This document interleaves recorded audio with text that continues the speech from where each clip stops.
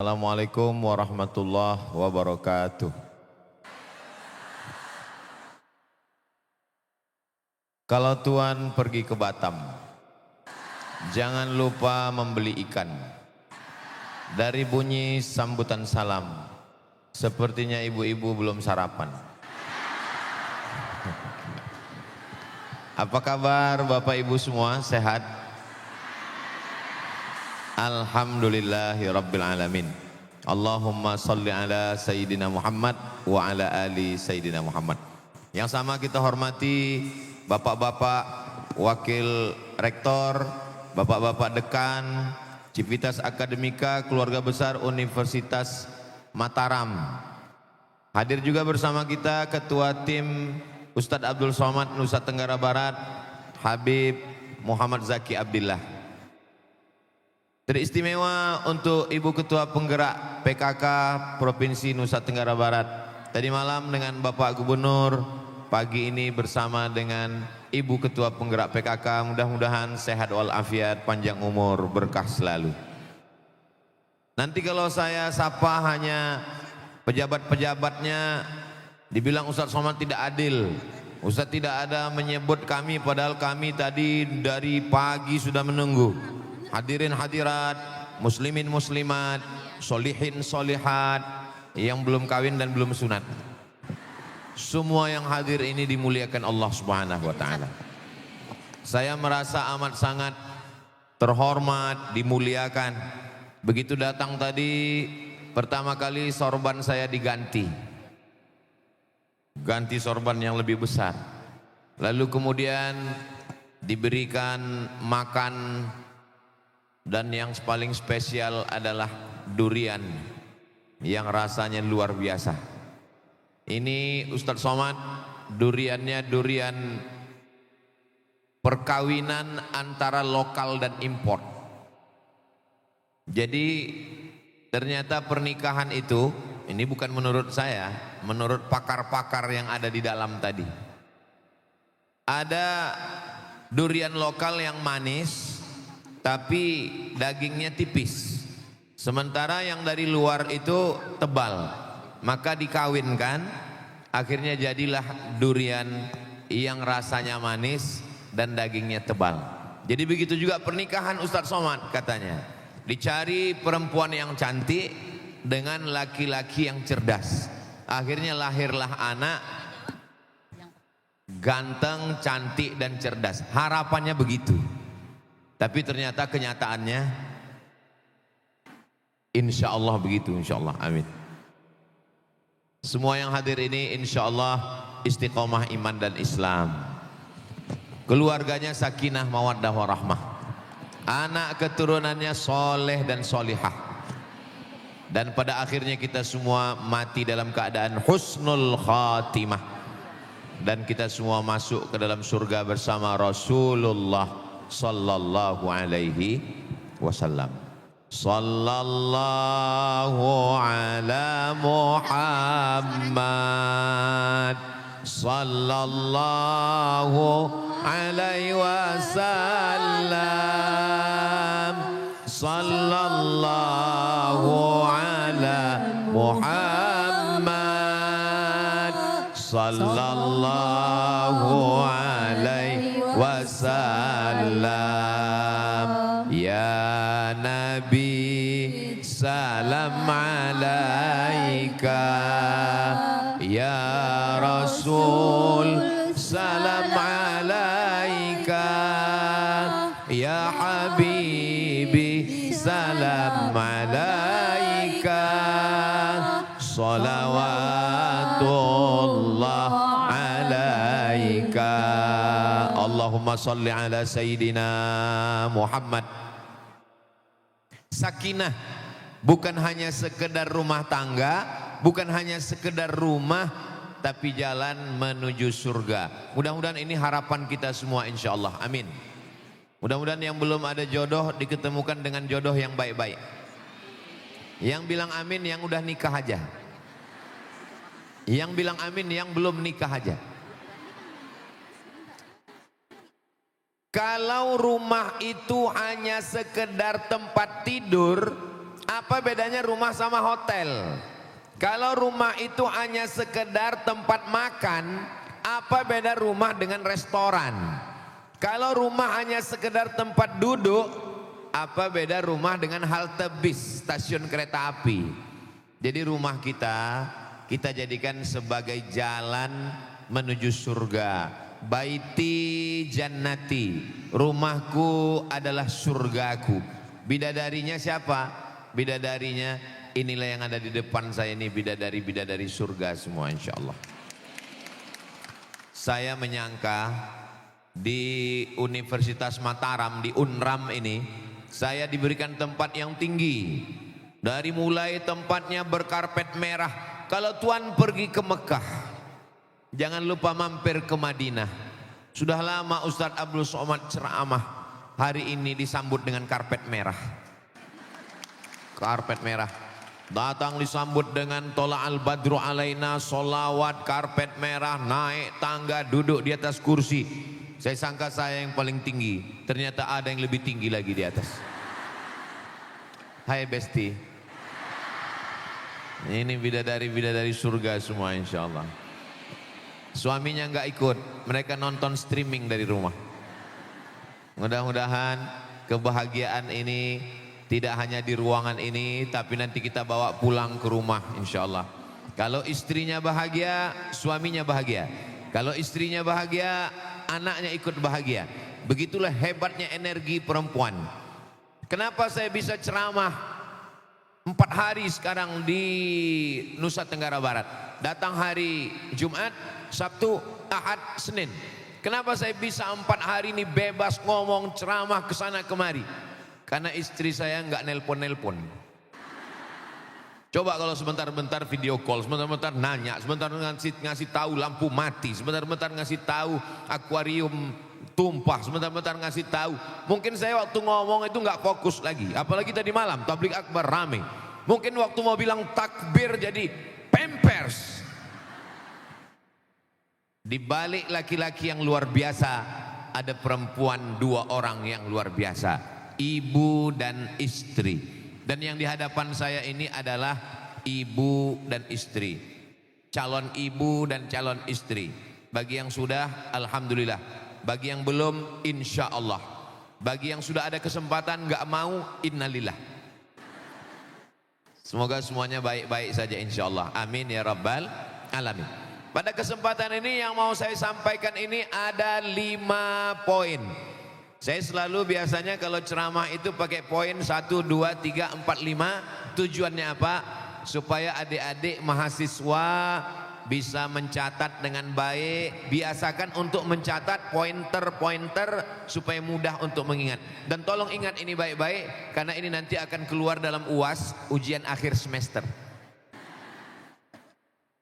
Poin yang pertama adalah status laki-laki dan perempuan dalam Islam sama. Sakinah sama statusnya. Al-mu'minun laki-laki, wal mu'minat perempuan, ba'duhum awliya'u ba'd. Laki-laki dan perempuan saling tolong menolong. Iya, tapi laki-laki kan harta warisannya lebih banyak Pak Ustadz. Lidzakari mithlu hadzil unsayain. Kalau perempuan dapat 50, laki-laki dapat 100. Itu berarti laki-laki lebih hebat. Laki-laki dapat harta warisan 2 kali lipat, bukan berarti dia lebih hebat, tapi karena tanggung jawabnya lebih berat. Siapa yang ngasih nafkah? Laki-laki.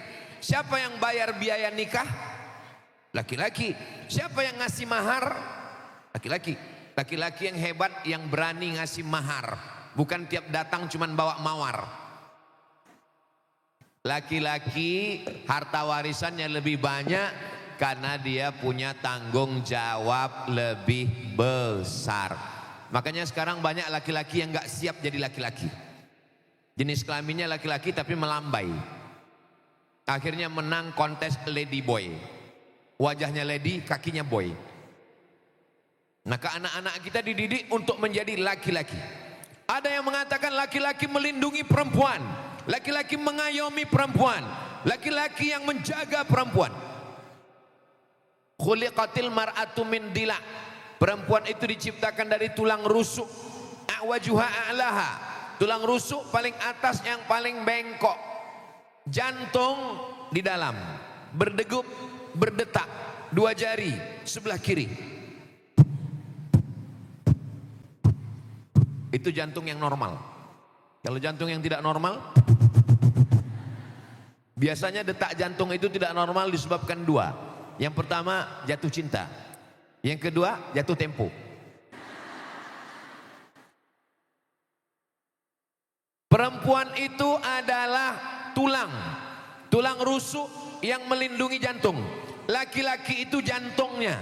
Sekarang saya tanya, jantung itu bisa selamat kalau tabrakan, na'udzubillah, itu jantungnya tidak pecah karena ada tulang, dan tulang itu adalah perempuan.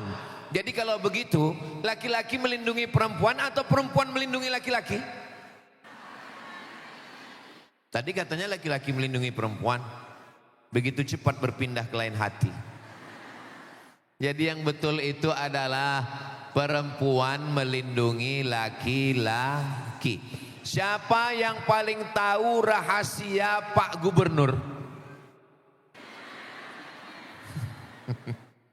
Siapa yang paling tahu rahasia Ustadz Somad? Jadi kalau begitu, di balik penguasa, di balik pejabat, di balik orang kaya, di balik siapapun, di balik kiai, ustadz, tuan guru dan ulama, ada perempuan-perempuan yang hebat, yang luar biasa. Dan perempuan-perempuan yang melindungi suami, melindungi anak, melindungi rumah tangga. Inilah yang ada di depan saya ini. Kami hari ini laki-laki ini sebagai minoritas hari ini. Makanya saya dikawal oleh bapak-bapak profesor, pejabat-pejabat UNRAM. Kenapa? Khawatir diterkam oleh gerakan mak-mak radikal. Saudara yang dimuliakan Allah Subhanahu wa taala, prinsip yang pertama, kita baru bisa berjalan kalau kita merasa bahwa kita punya porsi yang sama. Saya selalu nasihatkan kepada santri-santri perempuan, kalian jangan mau direndahkan, dilecehkan. Kalian dalam Islam derajat kalian tinggi. Ini sekarang banyak laki-laki melecehkan perempuan. Saya suami, kamu perempuan, kamu istri, saya laki-laki. Maka ketika kita menikah, surat tanah kamu, surat rumah kamu, STNK BPKB milik saya. Itu pembodohan. Dalam Islam, laki-laki dengan perempuan memiliki hak yang sama. Ba'duhum awliya'u ba'd. Mereka saling tolong menolong. Ya'muruna bil ma'ruf, berbuat kebaikan, wa yanhauna 'anil munkar, melarang kemungkaran. Justru kalau dipikir-pikir, misal seorang laki-laki PNS, gaji ditambah uang tunjang, uang sipak, uang sundul, uang tanduk, semuanya total 1 bulan 5 juta. Istrinya juga kerja di kantor yang sama, istrinya juga punya gaji 5 juta. Gaji suami 5 juta, gaji istri beserta tunjangan 5 juta. Pertanyaannya, apa beda gaji suami dengan gaji istri? Gaji suami yang 5 juta ada 5 tanggungan. Pertama, untuk makan. Kedua, pakaian. Ketiga, tempat tinggal. Keempat, pendidikan. Kelima, perhatian. Gaji istri yang 5 juta bersih, enggak dikurangi apapun. Suara saya jelas? Jadi kalau begitu hebat laki-laki apa perempuan? Itu maka coba lihat iklan obat sakit kepala. Rata-rata laki-laki semua. Karena duitnya sama, tapi pengeluaran dan tanggung jawabnya beda. Makanya anak laki-laki jangan dimanjakan, berikan dia tanggung jawab. Kenapa? Karena kalau tidak dia akan stres, depresi, anxiety, bunuh diri. Mudah-mudahan anak laki-laki kita anak-anak yang tegar, yang kuat insya Allah. Makanya sekarang lagi tren omongan, laki-laki itu nggak bicara Ustadz, laki-laki itu nggak berkata-kata. Iya, langsung gila.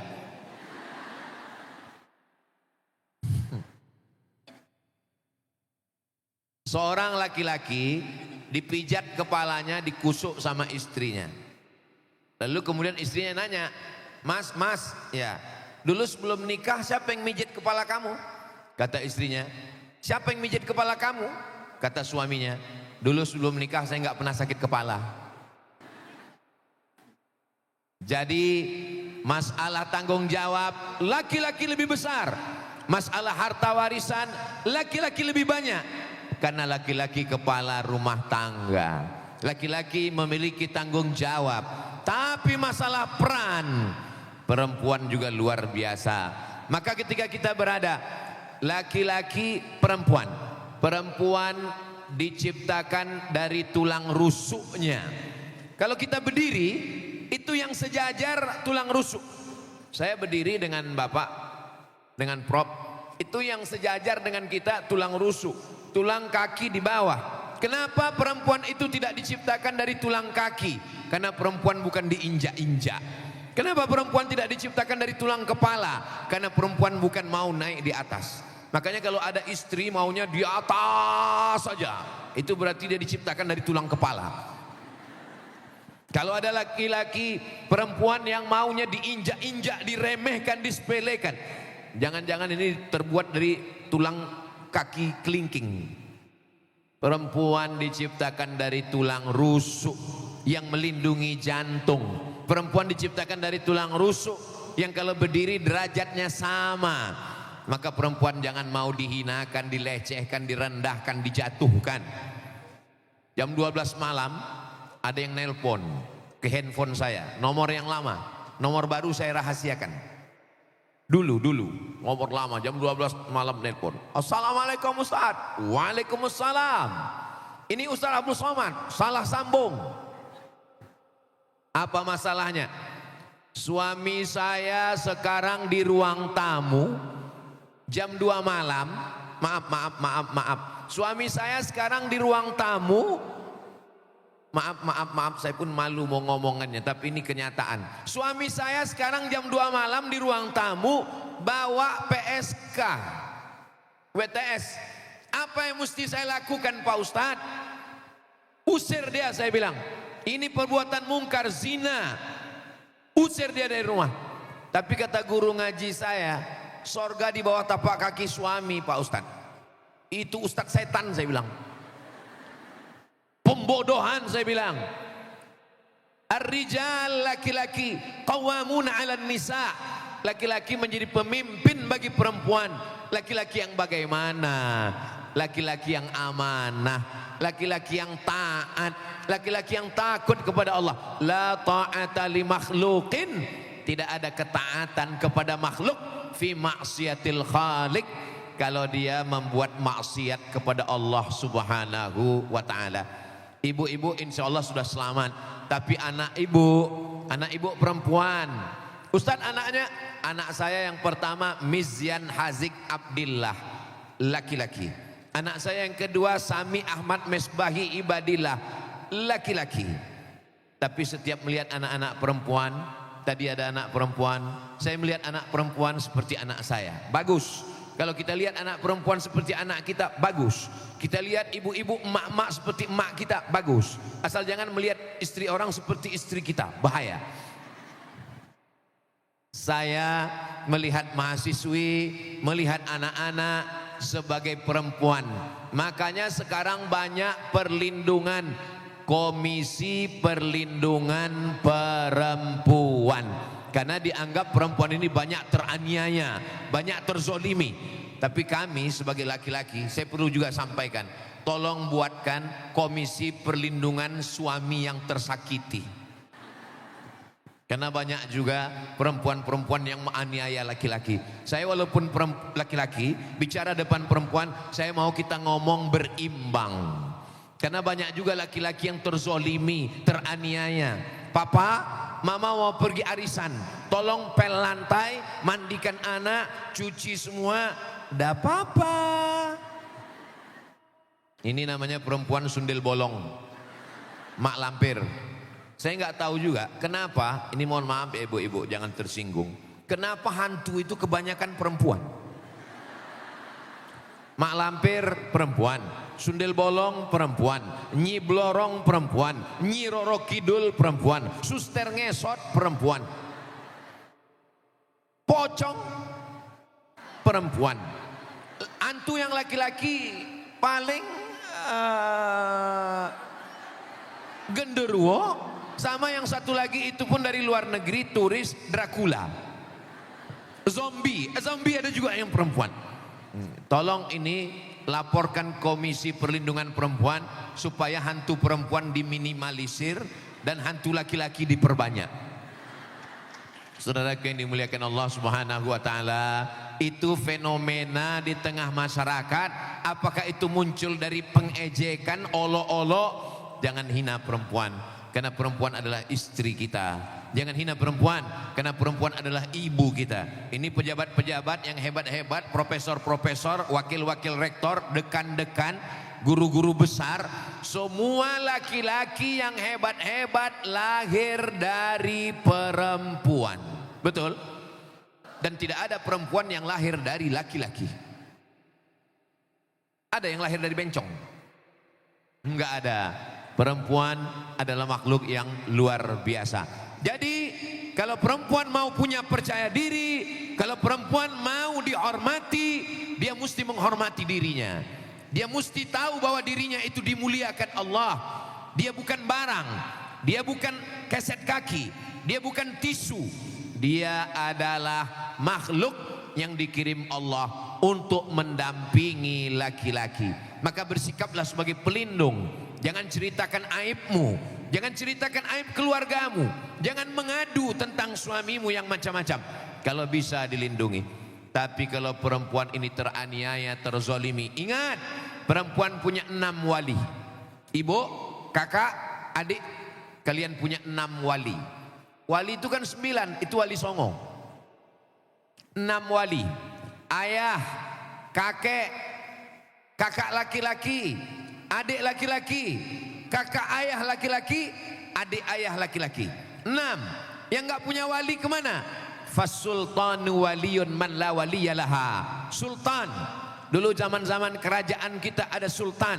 Kerajaan Sasak ada sultan, ada raja. Setelah kita tidak punya raja, Presiden Soekarno itu diangkat sebagai waliul amri ad-daruri bisyaukah.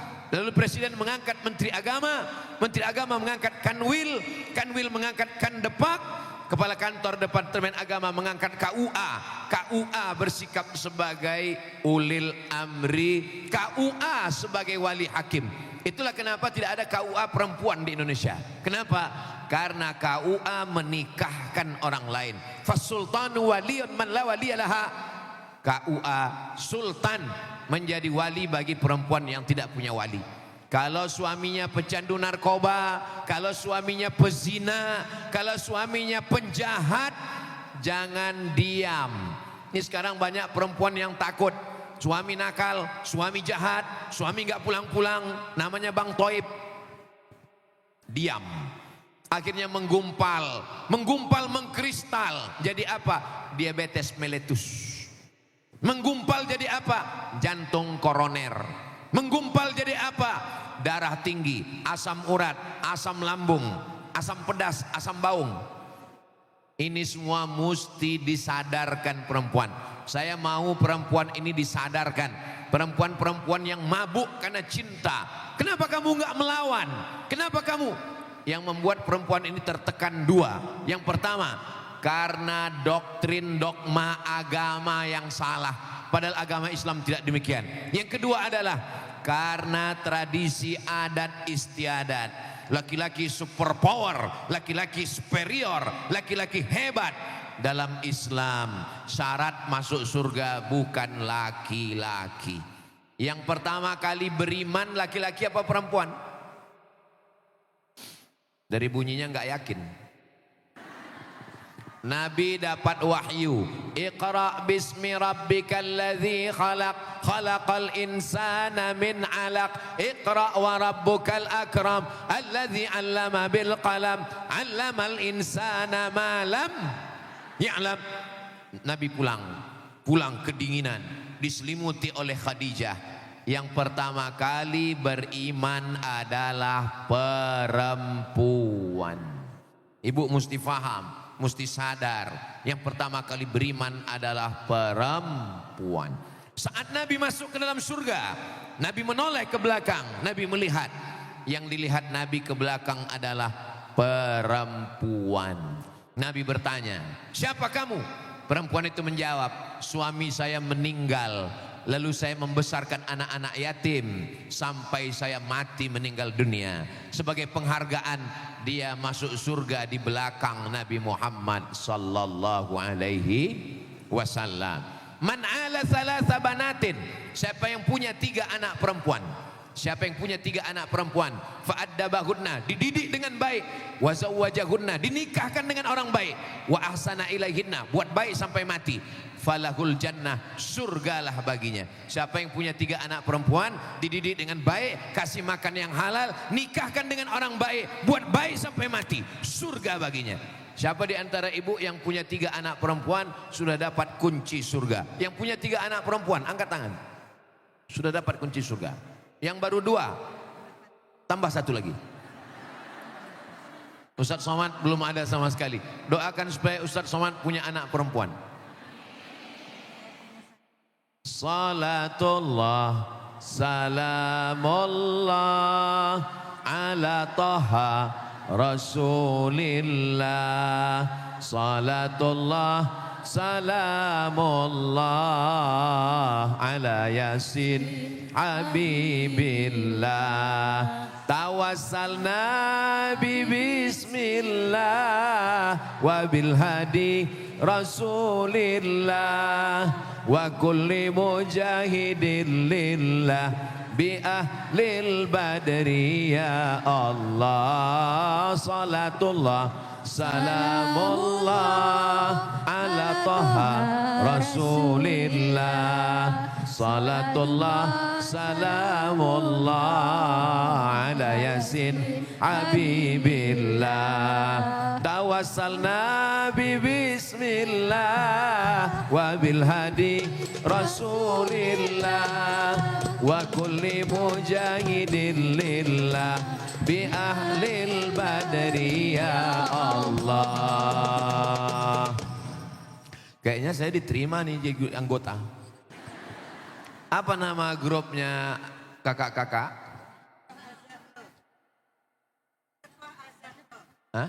Az-Zahra. Az-Zahra. Iya. Az-Zahra nama pesantren saya. Az-Zahra, kemegahan, kebanggaan Nabi Muhammad SAW. Itulah anak perempuannya Fatimatu Az-Zahra. Anda mau acara walimah, acara akikah, acara nikah, undanglah grup Hadrah Az-Zahra. Hubungi nomor kontak berikut. Insya Allah nanti diupload di Instagram Ustadz Somad yang followernya 9 juta itu. Ustadz Somad ini sombong sekali. Maksudnya yang belum follow, tolong follow. Berikutnya yang kedua, setelah perempuan tahu jati dirinya, bahwa derajatnya tinggi, bahwa dia masuk surga, bahwa dia beriman, bahwa dia derajatnya sama dengan laki-laki, baru dia punya percaya diri. Kalau enggak dia down, dia rendah. Apalagi kalau dikatakan, kamulah perempuan, gara-gara kamulah Adam keluar dari surga. Jadi dia merasa bersalah terus. Apalagi kalau didengar ceramah, yang paling banyak di neraka adalah perempuan. Padahal yang paling banyak pengajian perempuan, yang paling banyak wirid yasin perempuan. Maka perempuan laki-laki mesti didudukkan pada porsinya. Laki-laki sebagai pemimpin, laki-laki punya tanggung jawab, dan yang menolong laki-laki adalah perempuan. Ar-rijal, an-nisa, sonur rijal. Perempuan itu saudara laki-laki yang membantu, yang menolong laki-laki. Berikutnya yang kedua. perempuan berangkat kerja pagi jam 7. 7.30 senam pagi masuk kantor. 8, 9, 10, 11, 12. Jam 12 isoma, istirahat, somat, makan. Jam 1, jam 2, jam 3, jam 4. 9 jam dengan orang lain. 9 jam dengan suami orang. 9 jam dengan laki orang. Nanti pulang ke rumah jam 6. Sampai rumah maghrib. Isya. Dengan suami sendiri cuman tinggal 2 jam. Jam 9, jam 10. Tolong yang 2 jam ini. Yang kedua adalah perhatian. Tolong, waktumu sudah habis 8 jam di luar. Maka pada saat 2 jam itu berikanlah perhatian kepada anak-anak. Datang anak bawa nilai. Mama, adik tadi juara kelas. Emaknya sibuk scroll. Mencari resep masakan yang gak pernah dipraktekkan. Ngumpul resep aja. Ini kayaknya Ustadz Somad nyindir saya nih. Kunci dengar ceramah Ustadz Somad 1. Jangan tersinggung. Karena Ustadz Somad gak pernah nyindir siapapun. Ustadz Somad ngomong aja. Sesuai dengan apa yang ada di pikiran dan hatinya. Kalau omongan saya ini sampai ke hati, itu berarti dari hati. Tapi kalau omongan saya ini cuma sampai di mulut, itu berarti dari mulut. Namanya LML, multi level marketing. Jangan tersinggung. Dengar kunci ceramah Ustaz Abdul Somad 1, jangan tersinggung. Beberapa jamaah tersinggung pulang ninggal. Ada di antara ibu yang tersinggung? Pada takut mati semua. Tolong kasih perhatian. Yang dagang di pasar, berangkat pagi jam 7, buka toko, jual pernak-pernik, jual mutiara, jual baju, jual kain. Siang tetap dengan orang lain, melayani orang banyak. Pulang sampai ke rumah, tolong berikan perhatian. Handphonenya tolong mati. Setelah itu berikanlah perhatian kepada anak-anak, berikanlah perhatian pada suami. Walaupun ibu kaya, pembantunya di rumah 10, saking banyaknya 10, ada khusus satu pembantu hanya ngurus kaki jempol sebelah kiri.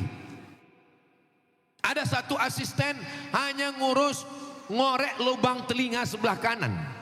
Tapi untuk suami tolong, airnya sama, kompornya sama, gulanya sama, gelasnya sama. Tapi kalau kalian yang ngaduk, itu rasanya beda. Ini bukan masalah teh, ini bukan masalah kopi, ini masalah rasa. Rasa terlalu miskin untuk diwakili oleh kata. Karena kata tidak pernah jujur untuk mewakili rasa. Nah, maka tolong perhatikan. Jangan sampai nanti pas Idul Fitri pembantu asisten rumah tangga pulang kampung.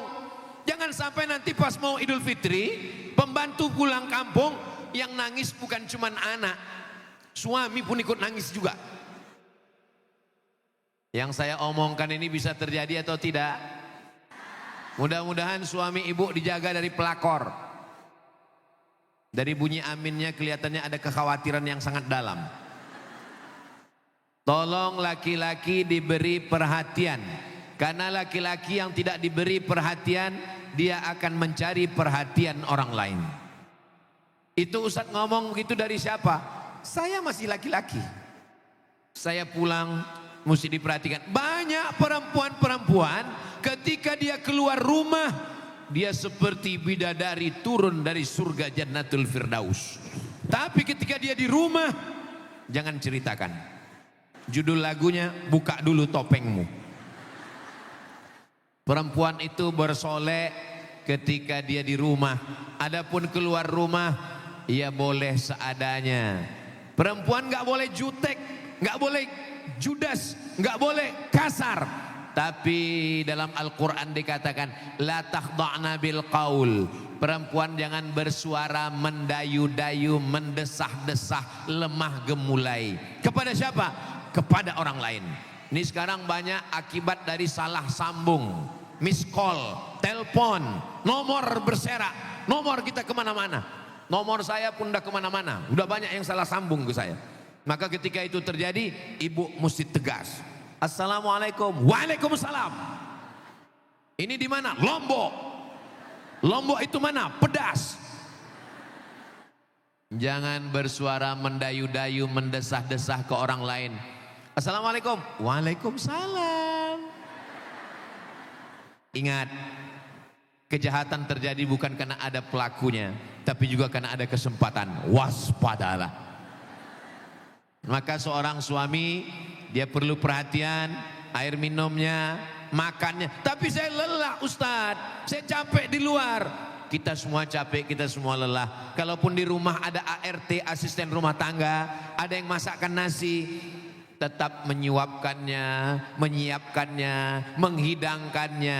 Laki-laki itu ingin superior, laki-laki itu ingin dihormati, laki-laki itu ingin dimuliakan. Ada cerita yang tidak masuk akal di luar Nurul. Bagaimana mungkin laki-laki bisa jatuh cinta sama pembantu? Kok bisa? Setelah diwawancarai sama psikolog, psikiater, Bapak kenapa jatuh cinta dengan pembantu? Bukan meremehkan asisten rumah tangga ya. Apa jawabnya? Karena dengan istri saya tidak merasa berkuasa. Saya merasa lemah, saya merasa hina, saya merasa nggak ada harga diri. Tapi di depan pembantu, saya merasa sayalah yang hebat. Laki-laki itu ingin merasa hebat. Walaupun ibu lebih cantik, tentu saja perempuan lebih cantik. Walaupun ibu lebih kaya, anak bangsawan, uangnya banyak, duitnya banyak. Tapi di hadapan suamimu katakanlah, bang, kakak. Orang Lombok kalau manggil suami, kakak. Kakak, memang aku lebih kaya dan kau salah satu asnaf fakir miskin. Kakak, memang aku anak bangsawan. Aku adalah anak bangsawan, bangsa yang hidup di awan. Sedangkan engkau rakyat jelata. Memang aku anak orang kaya, kau bukan apa-apa. Tapi bagiku engkau adalah imamku dunia akhirat. Jangankan surat tanahku, jangankan STNK BPKB, jangankan cincin dan gelangku, nyawaku kuserahkan padamu. Sehingga laki-laki itu juga punya, oh kalau begitu aku dihormati, aku dimuliakan. Ini saya sebagai mewakili para suami-suami sekalian. Jangan mentang-mentang ibu kaya, uangnya banyak, jangan mentang-mentang kakak hebat, PNS, BUMN, direktur, berhasil, wanita karir. Lalu kemudian seenaknya saja, disitulah laki-laki kehilangan harga dirinya. Kesini sebentar kakak, kesini sebentar, ada apa? Kebetulan pendapatan saya bulan ini kan 1 miliar. 1 miliar itu zakatnya 2,5%. Dan kebetulan setelah saya lihat-lihat, memang kakak termasuk golongan duafa, fakir dan miskin. Nah, jadi ini tolong ambil ya. Itu hancur berkeping. Kalau galah patah masih bisa disambung. Kalau kaca retak masih bisa direkat. Tapi kalau sudah hati berkeping, kemana obat mau dicari? Nah, jadi kalau hari ini mungkin selama ini kata-katanya kasar, menyinggung perasaan, pernah menjatuhkan, meremehkan, menyepelekan, pulang dari sini, panggillah dia, buka pintu. Oh my Superman. Enggak enak lah Pak Ustadz, masa cuman saya yang ngomong Superman? Kami ini kan satu keluarga, nanti suami kami saling cerita. Oh sepakat, kalian berapa orang? 4 orang, oke. Yang satu bilang my Superman, satu lagi oh my Batman. Karena kebetulan suaminya hitam. Kalau kamu, suami saya ini suka manjat-manjat Pak Ustadz, oh my Spiderman. Mereka ingin dilihat sebagai laki-laki yang berkuasa. Walaupun dia miskin, walaupun dia susah, walaupun dia rakyat jelata, tapi sifat laki-laki itu memang ingin dihormati, ingin dimuliakan. Saya sebagai laki-laki, saya dengan Habib Muhammad Zaki Abdillah, kami dulu sama-sama di Mesir. Beliau angkatan 97, saya angkatan 98. Kami di Al-Azhar Mesir, itu hafalan Qur'annya wajib 8 juz. Karena kuliah S1 kan 4 tahun. 2 juz, tahun 2 2 juz, tahun 3 2 juz, tahun 4 2 juz. Jadi 8 juz. Saya nggak tahu, kalau saya hafalan saya sudah banyak hilang. Habib Muhammad Zaki mungkin masih banyak. Kebetulan ditakdirkan Allah nikah dengan istri saya dari pondok tahfiz Quran. Dia hafal Quran 30 juz. Sampai sekarang saya kalau mau maju jadi imam sering salah baca ayat. Tolong untuk yang ini nanti jangan diupload, nanti dia dengar. Baru saya paham bahwa sebagai laki-laki, walaupun saya ustadz, walaupun saya penceramah, tapi karena saya tidak hafal sebanyak hafalan dia, saya nggak punya percaya diri untuk maju ke depan. Saya merasa saya lemah. Begitu juga lah perasaan laki-laki. Makanya dalam mazhab Syafi'i ada namanya sekufu, kafa'ah. Kufu itu artinya selevel. Dulu orang mengkritik sekufu. Apa ini sekufu? Kenapa manusia dikotak-kotakkan? Ternyata tujuan mazhab Syafi'i itu adalah menjaga. Oke, kalau memang sudah terlanjur, suaminya mungkin tidak anak orang kaya, hartanya tidak banyak, maka angkat kehormatan dia, kemuliaan dia. Katakan sama dia, memang aku lebih kaya, memang aku lebih tinggi jabatan, memang aku lebih hebat. Tapi satu-satunya kesalahanku kakak, satu kesalahanku dalam hidup. Apa dia? Mencintaimu. Insya Allah setelah itu dia akan bangkit lagi kepercayaan dirinya. Kenapa demikian? Karena laki-laki sifat superior, sifat memimpin, sifat bangga, sifat yang ada pada dirinya. Ini poin yang kedua. Poin yang ketiga. Poin yang ketiga adalah ketika sedang berada di rumah, di saat itu maka perempuan di mana saja kewajiban dia. Bagaimana laki-laki melihat perempuan? Perempuan itu solihah dari mana? Apakah karena jilbabnya panjang? Perempuan itu solihah 3. Pertama, idza ra'aitaha sarratska. Kalau engkau lihat hatimu senang. Tolong nanti tanya suaminya, Kak, kakak senang melihat aku, tapi jawabannya jangan di bawah tekanan. Soalnya kalau ditekan ini namanya sedang berada di depan ras terkuat di dunia.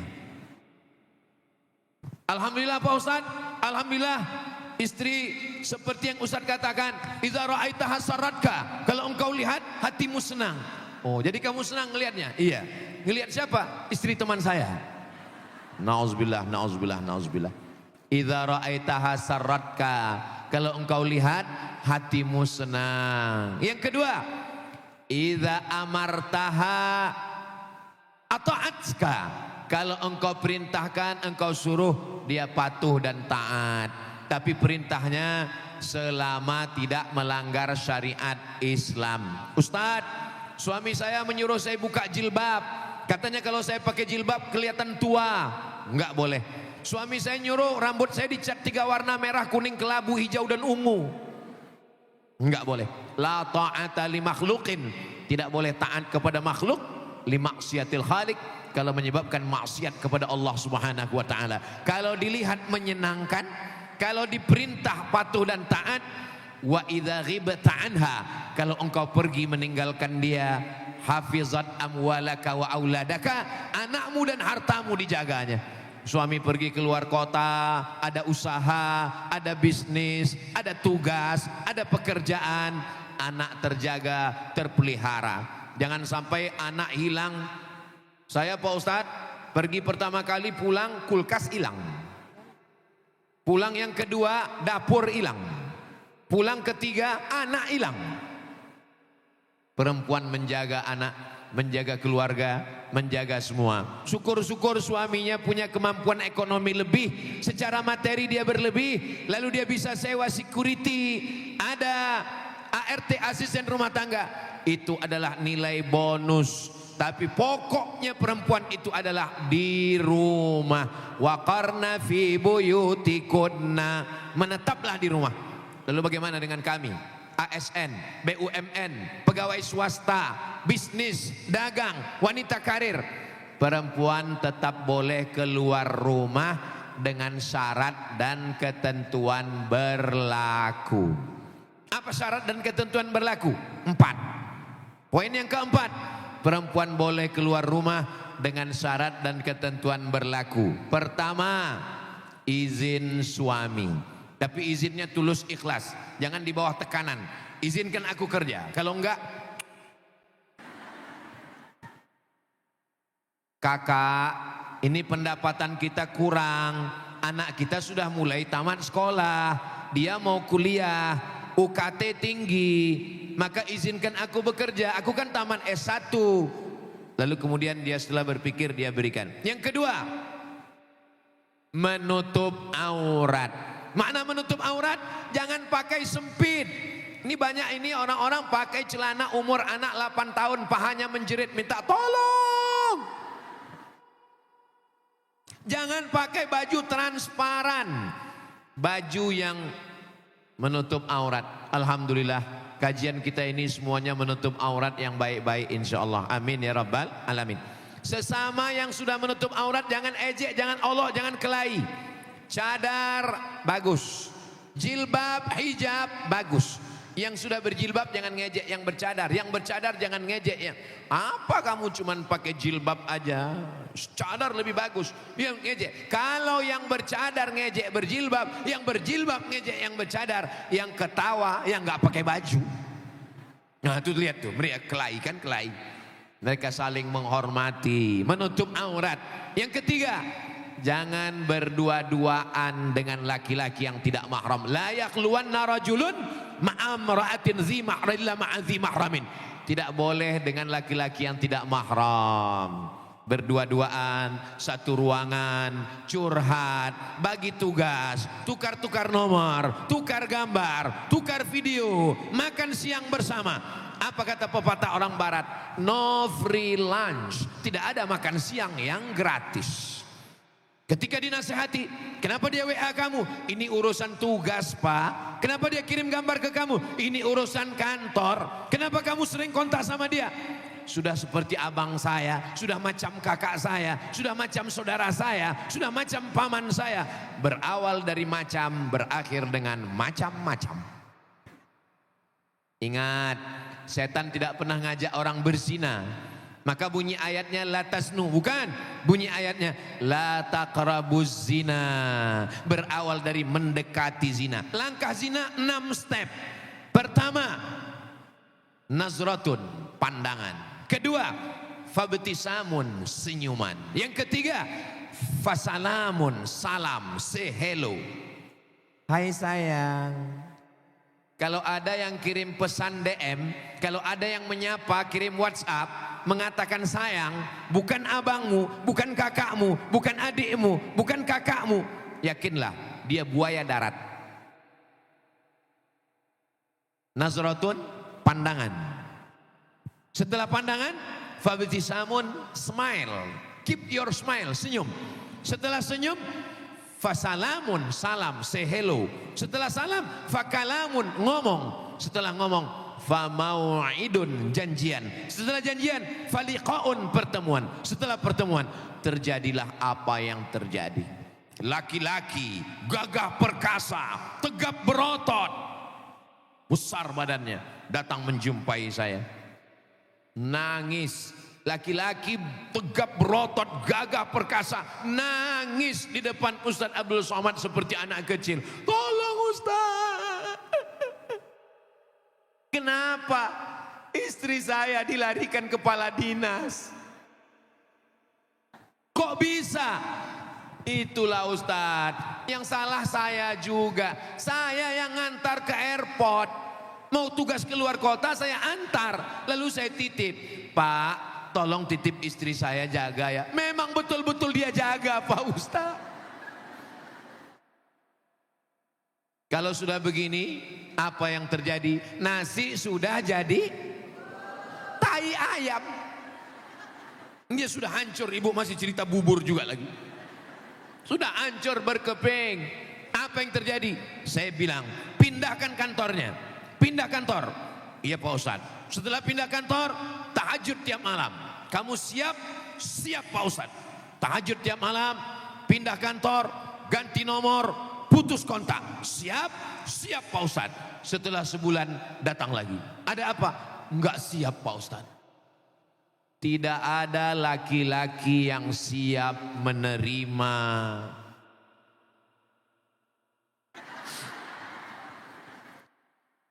Maka jaga baik-baik. Jaga baik-baik. Bagi yang belum menikah, jaga baik-baik. Ini ada tertulis di botol. Apa tulisannya? Do not accept if cell is broken. Do not accept if cell is broken. Jangan terima botol kalau segelnya rusak. Sampai di sini paham? Ini bukan cuma untuk kita, tapi juga untuk anak-anak kita, untuk santri-santri kita, untuk jamaah. Walaupun kelihatannya saya ngomongnya di Nusa Tenggara Barat, di Universitas Mataram, tapi sesungguhnya ini ditonton oleh saudara kita semuanya di channel Ustadz Abdul Somad Official. Jangan lupa subscribe, like, share, and comment. Saudara yang dimuliakan Allah Subhanahu wa Ta'ala.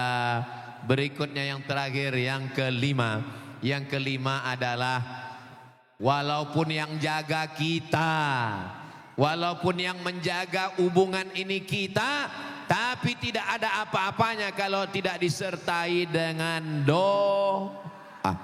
Rabbana hablana min azwajina wa dzurriyyatina qurrata a'yunin waj'alna lil muttaqina imama.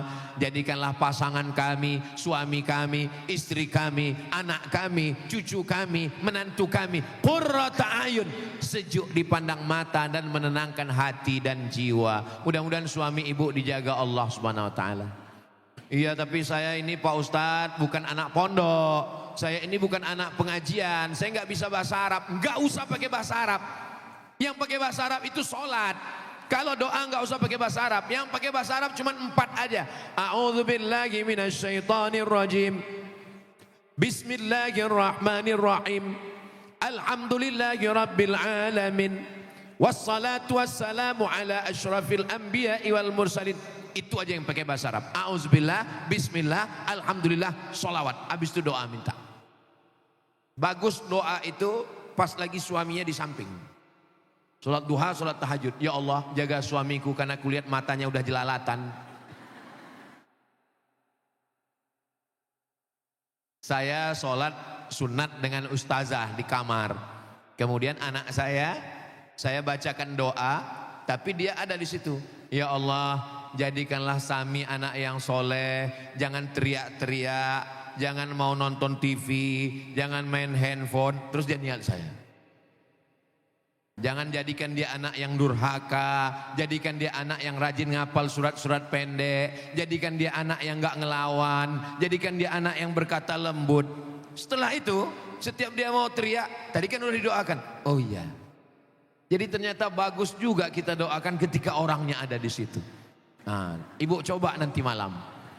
Coba nanti malam tahajud, pas doanya di samping bapak. Kalau dia nggak terbangun, pas di telinganya. Setiakan dia ya Allah.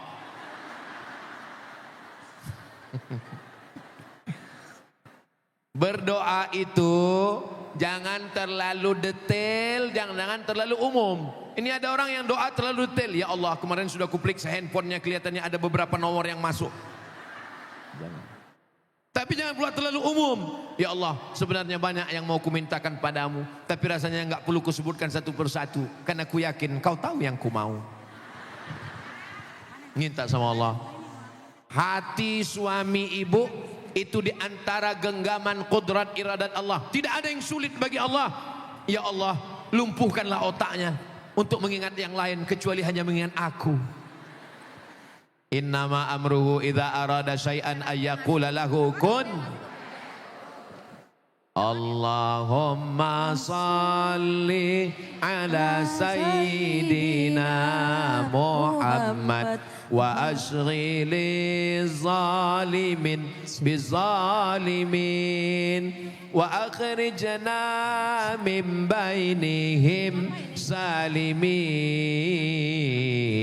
wa ala alihi wa sahbihi ajma'in. Sallallahu rabbuna ala nuril mubin أحمد المصطفى سيد المرسلين وعلى آله وصحبه أجمعين وعلى آله وصحبه أجمعين اللهم صل على سيدنا محمد. Usahakan di rumah itu MP3 Al-Quran. Yang belum punya speaker Al-Quran, ambil YouTube suara siapa qori yang paling suka. Saya sukanya Ustadz Hanan At-Taqi, ambil. Saya sukanya Syekh Mu'aikli, ambil. Saya sukanya Syekh Abdurrahman Sudais, ambil. Saya sukanya pilih surat Al-Baqarah. Surat Al-Baqarah kalau dibacakan di rumah, Suratul Baqarah tuqra'u fi baitin la yaqrabuhu syaitan. Kalau dibacakan di rumah, maka rumah itu tidak didekati setan. Mana tahu suami ibu ganteng, matanya biru, rambutnya pirang, tinggi putih, disantet orang. Maka dibacakan surat-surat itu di rumah. Jangan terlalu kuat, jangan terlalu pelan, full terus non-stop. Habis surat Hatam Al-Baqarah 2 juz 4 lembar, lebih kurang 2 jam 3 jam, ngulang lagi. Habis itu ngulang lagi. Itu sebagian dari ruqyah. Jangan lagi lagu-lagu maksiat dan dosa. Lagu-lagu ini pintu setan masuk ke telinga. Lagu-lagu ini masuknya bisikan setan. Alladzi waswisu fi sudurin nas minal jinnati wan nas. Ini lagunya lagu setan semua. Cinta Satu Malam, Keong Racun, Kucing Garong, Selimut Tetangga, Pulang-pulang Berbadan Dua. Itu lagu haram semua. Oh, jadi kalau begitu lagu musik nggak boleh? Musik boleh. Musik yang isinya mengajak kepada sholawat kepada Nabi, lagu-lagu religi, mengingatkan pada Madinah, boleh, nggak salah. Tapi kalau lagu-lagu, ini suaminya dengar lagu, no woman no cry, no woman, no woman, tidak ada perempuan, no cry. Tidak ada yang nangis. Kalau nggak ada perempuan, nggak ada nangis. Jadi kalau begitu perempuan itu cuman membuat nangis. Lagu apa ini? Ini suami lagunya. I want to break free. Aku mau bebas lagi. Gara-gara dilarang mancing. Saudaraku yang dimuliakan Allah Subhanahu wa Ta'ala, ketika kita bisa mewujudkan, maka sakinah, rumah bukan hanya sekedar tempat tinggal, tapi rumah kita adalah menuju surganya Allah Subhanahu wa Ta'ala. Saya mau nanya, boleh nanya? Tapi nggak usah dijawab. Jawabnya dalam hati aja. Oke? Bisa jawab ya, tapi dalam hati aja. Sebelum saya nanya, tarik napas panjang dulu. Jangan ditahan lama-lama, nanti keluar. Sudah. Kapan suami terakhir membangunkan sholat tahajud malam? Enggak usah dijawab. Rahimallahu mra'an, Allah merahmati suami yang memercikkan air ke wajah istri untuk bangun tahajud malam. Wake up my honey, wake up my darling. Itu kalau baru nikah bulan kemarin. Tapi kalau sudah 20 tahun, bangun. Lalu ibu pun gelar sajadah. Sajadah apa nih kakak? Sajadah cinta sayang. So sweet. Usolli sunnat tahajud. Bagi yang pakai usolli. Yang enggak pakai usolli, enggak pakai usolli. Rakaat ini imaman lillahi ta'ala. Allahu Akbar. Sampai salam nggak bunyi. Datang nanya ke Ustadz, Ustadz Somad, iya, tahajud itu bunyi atau enggak? Ya tahajud itu sama kayak taraweh, sama kayak witir, sama kayak isya, sama kayak maghrib, sama kayak subuh, sholat malam bunyi. Bismillahirrahmanirrahim. Tapi suami saya nggak bunyi Pak Ustadz. Bersyukurlah. berarti kau dapat suami silent. Dia imam yang nggak bunyi. Dia baru latihan, baru tobat, baru hijrah, baru dengar ceramah Ustadz Somad, dia mau beramal. Jangan ejek dia, jangan olok dia, jangan jatuhkan dia. Kasih tahu sama dia, kakak, aku tahu kau imam yang belum bunyi. Aku tetap menjagamu sampai kau bunyi. Sebagaimana sayangnya tetangga kita ke burung dia yang sampai sekarang belum berbunyi juga. Sedang makhluk yang begitu aja dia jaga, apalagi kamu. Aku akan jaga kamu. Mungkin dia baru belajar, dia baru level Allahu Akbar. Allahu Akbar. Saking groginya, Sami Allahu Akbar. Biarkan dia berproses. Biarkan dia sampai pada akhirnya dia sudah bisa pede membaca Al-Fatihah. Ghairil maghdubi alaihim waladdallin. Amin. Bismillahirrahmanirrahim. Inna a'tainakal kautsar. Enggak apa-apa, dia mau gaya-gaya ikut qori. Walaupun ayatnya cuma inna a'tainakal kautsar, fasholli li rabbika wanhar, inna syani'aka wal abtar. Berdoa kepada Allah. Zaman edan, suami mabuk, suami sakau, suami narkoba, suami diganggu pelakor. Suami ibu masih mau sholat malam. Alhamdulillah. Aku bersyukur kepadamu ya Allah. Walaupun kau berikan suami yang hitam, pendek, jelek, jangan pas dia ada. Aku bersyukur kepadamu ya Allah. Kira-kira Allah ngasih kita itu sesuai kemauan kita atau kemauan Allah? Kemauan Allah. Kira-kira yang kita minta itu dikabulkan Allah menurut ilmu kita baik atau menurut hikmah Allah? Menurut Allah. Makanya yang paling indah hidup ini adalah kita terima saja rencana Allah yang begitu indah. Saya dulu Pak Ustadz, maunya suami saya kayak bule-bule yang datang ke Gili Trawangan. Saya mau dia six pack, tiba-tiba yang datang balon terbang. Saya mau dia yang tinggi semampai, putih, rambutnya merah, matanya biru. Tiba-tiba Pak Ustadz, nggak usah disebut Pak Ustadz. Tapi akhirnya saya justru tenang dengan pilihan Allah. Setelah saya pikir-pikir, setelah saya renung-renung Pak Ustadz. Coba bayangkan kalau suami saya dulu tinggi putih. Mungkin saya nggak lelap tidur, nggak enak makan. Setiap dia mau keluar kota saya pasti stres. Tapi Alhamdulillah dengan pilihan Allah ini saya tenang. Mau nggak pulang-pulang nggak apa-apa. Mau diambil orang silakan. Itulah yang disebut dengan sakinah. Sakinah itu letaknya dalam hati. Ini kalau saya lihat dari senyum jamaah ini kelihatannya semuanya sakinah ini semua. Ustadz tahunya dari mana? Dari senyumnya, dari ketawanya yang lepas itu sakinah. Kelihatannya orangnya bahagia, sakinah, mawaddah warahmah, dan nggak punya beban hidup dan nggak punya utang. Karena orang kalau punya beban hidup, banyak utang, dia nggak bisa. Paling kalau dengar ceramah langsung garuk kepala. Kapanlah penderitaan ini selesai?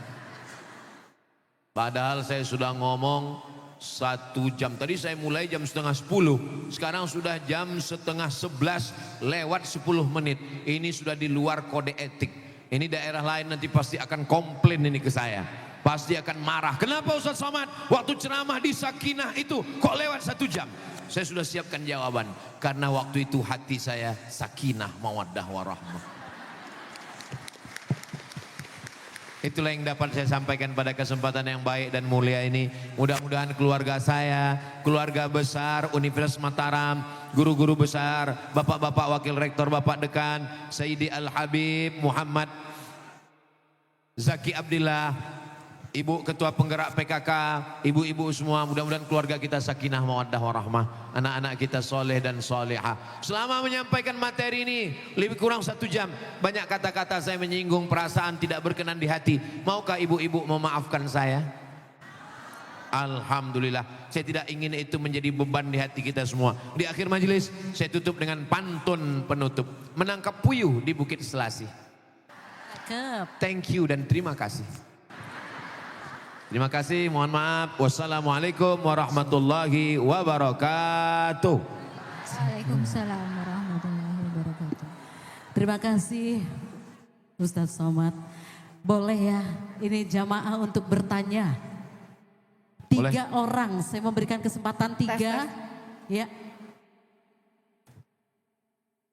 3 saja. Sebutkan nama. Asal dari mana? Silakan Ibu. Siap, izin Pak Ustadz. Kadang-kadang kita kalau punya privilege dipakai positif boleh ya Pak. Jadi saya nanya pertama, izin. Ya. Pak Ustadz, terima kasih sekali kajiannya hari ini. Agak menyentil beberapa hal Pak Ustadz memang, terutama terkait mengumpulkan resep yang tidak pernah dipakai tadi itu Pak Ustadz. Suara saya masuk ya? Nggak jelas ya? Baik. Pak Ustadz, saya mau menanyakan sedikit terkait dengan pernikahan ini kan salah satu dari ini ibadah nggih Pak. Kemudian saya ingin menanyakan sedikit karena saat ini di Provinsi NTB ini tingkat pernikahan usia anaknya cukup tinggi dan 70% dari perceraian yang ada di NTB ini dilakukan oleh para pelaku pernikahan di usia anak. Karena mereka menikah di usia yang mereka menikah tanpa pengetahuan, kadang-kadang mereka menikah karena dianggap sebagai salah satu jalan keluar dari masalah perekonomian yang ada di keluarga mereka. Sehingga banyak pelaku-pelaku pernikahan di usia anak ini. Tetapi kan memang pernikahan itu adalah satu ladang ibadah nggih Pak. Yang harus kita lakukan. Boleh saya minta pencerahan dari Ustadz mengenai ini menjadi masalah sosial yang saat ini ada di NTB. Boleh sedikit dikasih pencerahannya Pak Ustadz. Terima kasih. Assalamualaikum warahmatullahi wabarakatuh. Waalaikumsalam warahmatullahi wabarakatuh. Man tazawwaja, siapa yang menikah, faqad istakmala nisfal iman, dia sudah menyempurnakan setengah iman. Setakwa-takwanya laki-laki, kalau belum menikah imannya baru 50%. Setakwa-takwanya perempuan, kalau belum menikah imannya baru setengah. Maka ketika dia menikah imannya sempurna. Maka nikah adalah ibadah. Maka nikah adalah kesempurnaan iman. Faqad istakmala nisfal iman. Tapi tolong jangan sampai hadis ini diplesetkan, dipelintir. Ini banyak laki-laki menikah diam-diam, pas ditanya istrinya, kenapa kamu nikah diam-diam? Karena nikah adalah ibadah, jadi kita nggak boleh riak. Tadi malam dalam perjalanan dari kediaman rumah Pak Gubernur menuju lokasi, saya tanya, Pak Gubernur, selama Bapak menjabat dan ke depan, apa yang tantangan paling terbesar? Apa jawab beliau? Tantangan adalah melepaskan masyarakat dari kemiskinan yang sekarang masih ada 11%. Inilah pokok inti semua masalah ini berawal dari kemiskinan. Dan saya sinkronkan dengan pernyataan Ibu tadi. Ternyata salah satu sebab menikahkan ini karena terjerat kemiskinan. Lalu apa solusi yang Bapak tawarkan? Solusinya adalah membangkitkan ekonomi pedesaan. Yang selamanya dari atas, orang dari Jakarta menggelontorkan program, belum tentu sesuai dengan desa. Nah sekarang saya kata Pak Gubernur dari desa. Jadi masyarakat berkumpul, nah masyarakat ini mau apa? Kami mau bertani tapi tanahnya nggak ada. Maka tanahnya dikasih sewa tapi sifatnya hanya simbolis saja.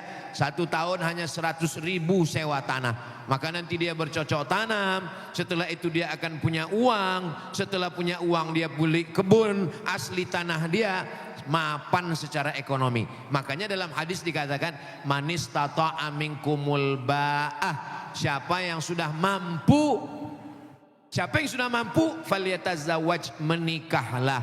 Fa illam yastati, kalau tidak mampu menikah, fa alaihi bisawm, hendaklah dia banyak puasa sunat untuk mengurangi libido seksual. Fa innahu lahu wija, maka itu obat baginya. Jadi lagi-lagi memang ada aturan dari pemerintah dan ada pengawasan dari tokoh masyarakat, dari tuan-tuan guru, dari Kementerian Agama, dan ada pencerahan. Termasuklah kajian kita siang ini untuk menjaga anak-anak kita, melanjutkan pendidikan sekolah. Saya dengan Habib Muhammad Zaki termasuk yang, Ustadz Zaki umur berapa menikah? Ustadz Zaki asli orang Lombok, teman saya di Mesir, teman lagi di Malaysia, menikah umur 30. Kenapa kami menikahnya sudah hampir-hampir meninggal begitu? Bagi anak-anak yang taman SD langsung nikah. Kenapa kami menikahnya di usia begitu? Karena kami sekolah. Setelah sekolah itu kami mikir. Kalau saya dulu simpelnya berpikir begini. Aku mesti kuliah S1, S2, S3. Ustadz Zaki setelah S3 baru pulang ke Lombok. Saya S3. Aku mesti kuliah S1, S2, S3. Setelah itu aku kerja, setelah dapat uang membahagiakan emak dulu, membahagiakan orang tua dulu. Lagi-lagi memang mindset, main otak set. Makanya sekolah. Insya Allah kalau pendidikannya diperbaiki dan masyarakat ini terus dicerdaskan, maka insya Allah angka-angka yang kita sebutkan tadi akan diperbaiki ke depan, ekonominya membaik, angka pernikahan pun baik. Saya optimis karena setelah saya lihat penduduk Riau itu 6,7 juta, penduduk NTB Nusa Tenggara Barat 5, sekian juta, tapi jumlah pondok pesantren 800 pondok pesantren, sedangkan di Riau cuman setengahnya 400. Jadi proses tuan-tuan guru pondok pesantren menyebarkan informasi itu insya Allah lebih cepat sampainya, dan ke depan apa yang kita risaukan yang Ibu Ketua Penggerak PKK sampaikan insya Allah ke depan bisa lebih baik insya Allah. Demikian, wallahu a'lam bishawab. Selanjutnya kedua, silakan. Bismillahirrahmanirrahim. Assalamualaikum warahmatullahi wabarakatuh. Waalaikumsalam warahmatullahi wabarakatuh. Perkenalkan Pak Ustadz, nama saya Hani. Izin bertanya, saya ingin bertanya bagaimana kedudukan seorang ibu dan seorang istri bagi suami dalam rumah tangga. Sama minta nasihatnya Ustadz untuk kami yang akan menikah dan baru menikah. Alhamdulillah saya baru menikah.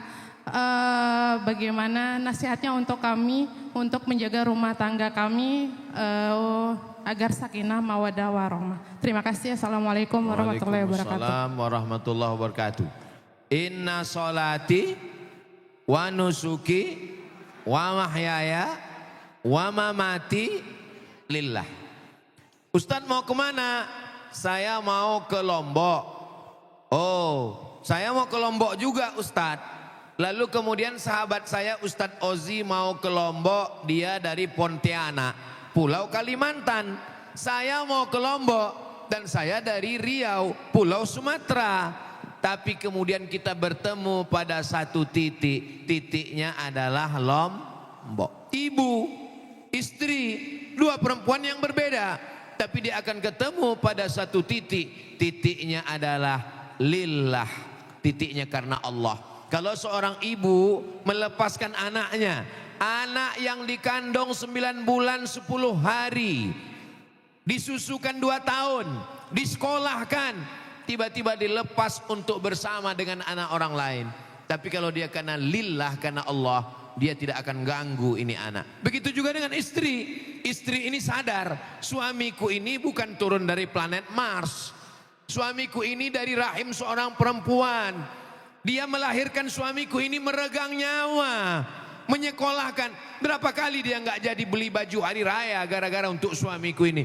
Setelah suamiku ini jadi PNS, setelah suamiku ini jadi orang, barulah aku nikah dengan dia. Jadi kalau begitu perasaannya, yang namanya manusia tidak akan pernah sempurna. Sedangkan telur ayam disangka di tempat mengeramnya bersentuh, ada gesekan.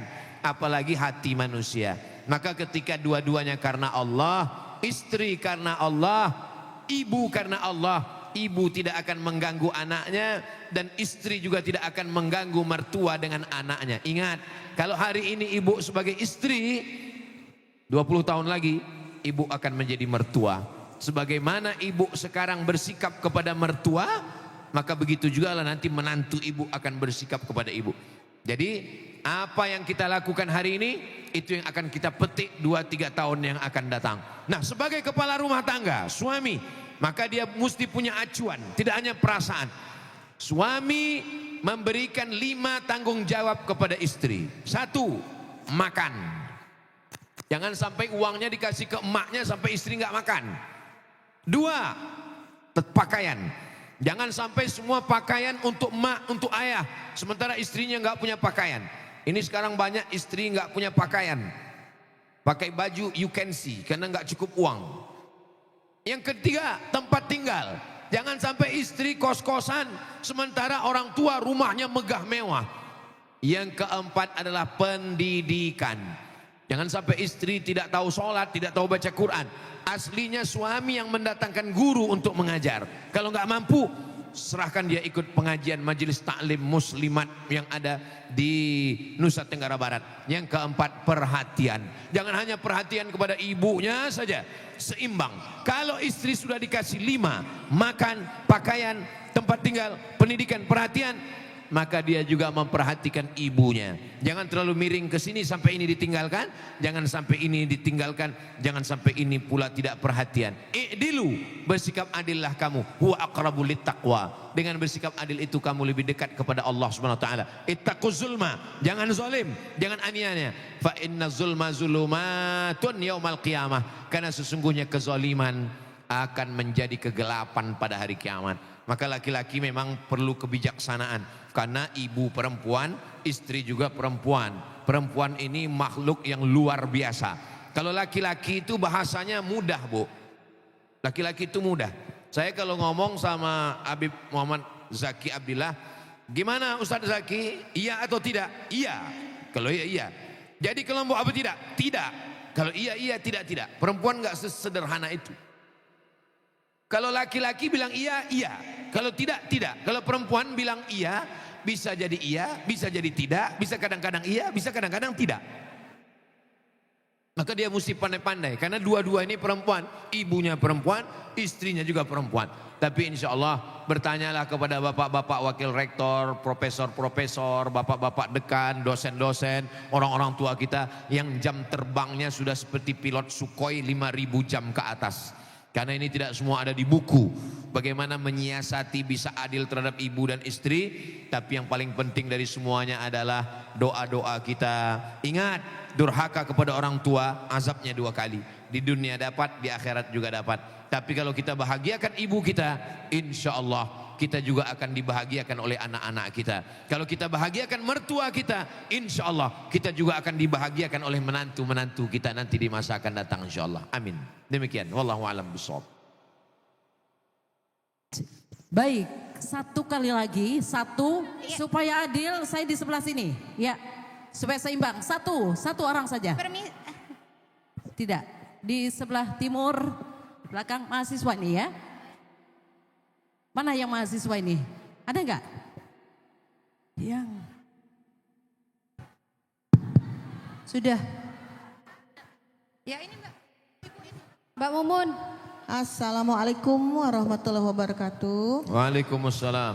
Perkenalkan saya Sri Wahyulina. Iya. Saya dosen FEB Unram. Iya. Tahun depan pensiun Pak Iya. Ustadz Abdul Somad yang luar biasa. Iya, Bu.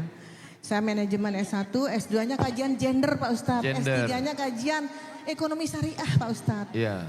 Jadi kenapa saya mau belajar gender di UI? Karena saya mau menunjukkan Islam itu adalah sangat membela perempuan. Iya. Karena seringkali di barat tuh dianggap Islam itu tidak adil bagi perempuan. Itu yang saya ingin perjuangkan. Iya. Masalahnya seringkali juga ada sekarang ini banyak pejabat yang mohon maaf ya. Dulu perspektifnya punya 30% kuota untuk perempuan Pak Ustadz. Zaman dulu ada 7 menteri di dalam kabinet.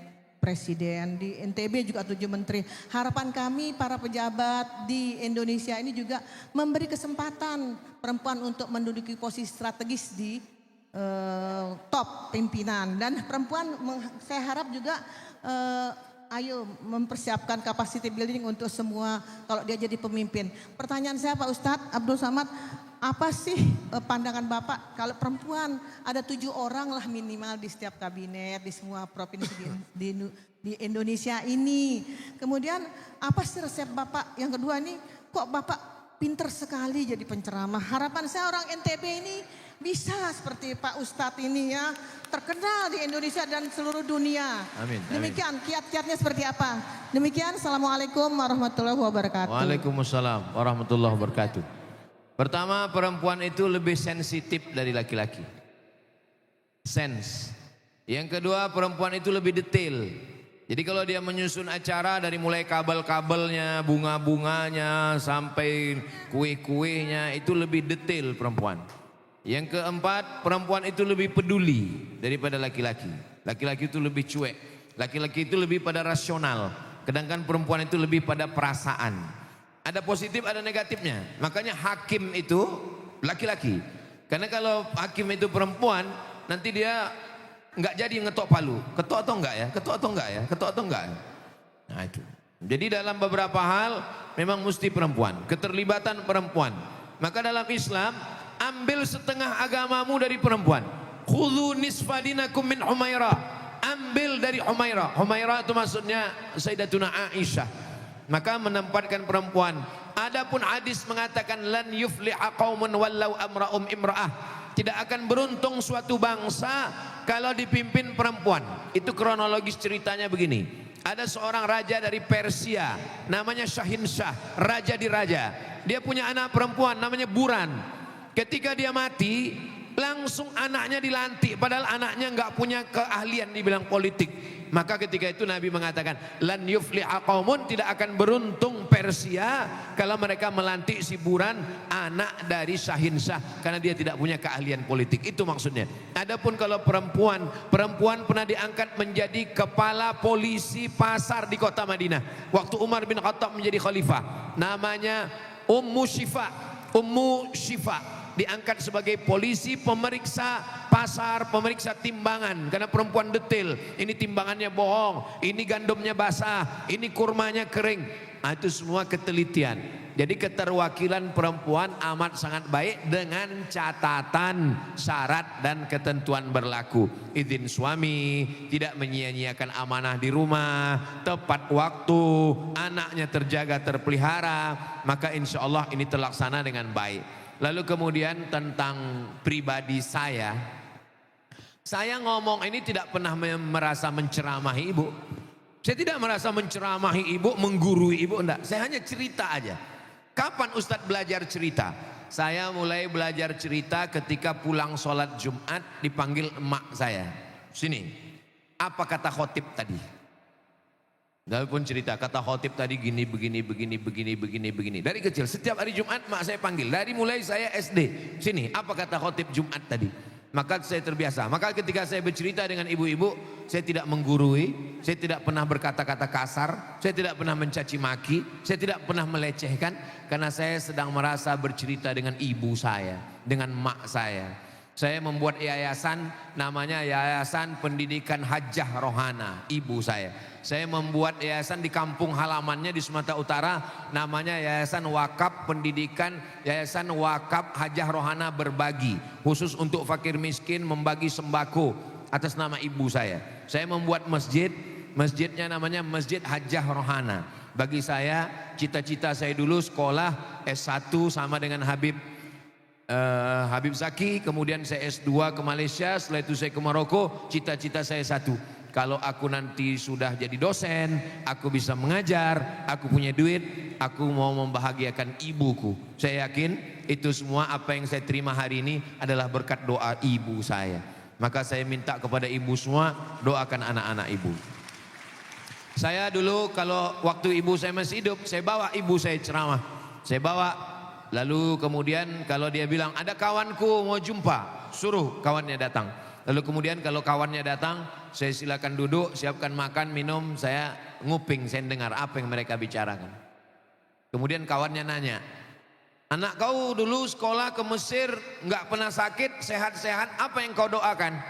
Terus saya dengar ibu saya ngomong, anakku setiap malam kubacakan untuk anakku Abdul Somad supaya dia sehat, supaya dia panjang umur. Satu malam aku bacakan dia Al-Fatihah 100 kali. Dia tidak pernah cerita ke saya, dia tidak pernah ngomong ke saya. Saya mendengar dia ngomong ke temannya dan saya nguping. Setelah dia meninggal, datang temannya, sahabat dia ke rumah. Ustadz Somad, ya tadi saya lewat di depan rumah Ustadz, di depan rumah almarhumah ibu. Karena saya rindu dengan dia, saya lewat. Apa cerita dia dulu ketika dia masih hidup dengan ibu? Kata sahabat ibu saya, dia ngomong, ibu kamu dulu cerita kalau malam-malam, kalau Somad itu lagi di rumah, aku duduk di depan pintu kamarnya, aku zikirkan dia la ilaha illallah 1000 kali. Setelah itu aku berdoa kepada Allah supaya dia sehat. Maka yang saya lakukan hari ini adalah membalas apa yang dilakukan ibu saya, karena saya tidak puas hati. Dia meninggal ketika saya 2019, saya sedang lagi pontang-panting dengan segala fitnah dan macam-macam. Andai dia hidup sekarang, dia pasti senang sekali melihat pondok pesantren, melihat santri. Maka selalu saya puaskan dengan ceramah, dengan tausiah. Saya berharap semua yang saya lakukan ini sampai ke almarhumah ibu saya. Saya ceritakan ini ke ibu-ibu, saya yakin ibu punya anak. Ibu punya anak yang akan menjadi calon pemimpin masa depan. Doakan anak ibu, perjuangkan anak ibu. Buatlah mereka menjadi anak-anak yang soleh. Insya Allah anak-anak ibu menjadi anak yang berbakti dan bahagia dunia akhirat. Demikian, wallahu a'lam bishawab.